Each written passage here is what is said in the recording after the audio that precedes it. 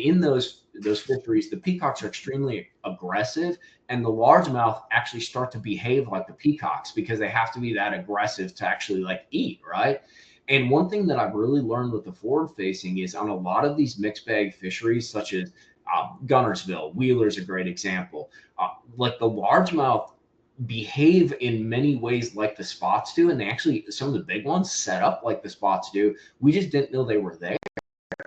And it's not like a school of largemouth, but like you'll get into a school of spots and there's 2 5-pound largemouth that are with them, but you have to work through the spots to kind of get them to go, but they eat in the same manner. You want that bait to go fast, or you need to do that minnow just right to pop it just right, and you trigger those largemouth.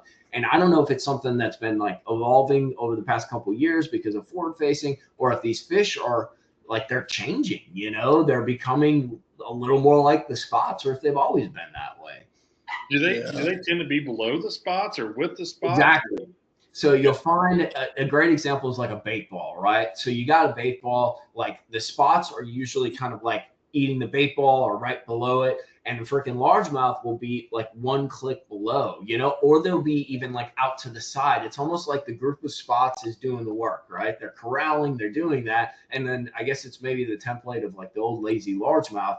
You'll maybe slow down, or you'll maybe tweak the presentation slightly, maybe throw a hover rig instead of a jig and minnow kind of deal. And all of a sudden you catch a 4-pound, 5-pound largemouth and they come in. And it's actually a pattern that we've used. There's been a big explosion of spots on Gunnersville, like solid ones, 2 1/4 to 3 1/2, including some like 4, and even I know a couple guys who've caught 5-pounders.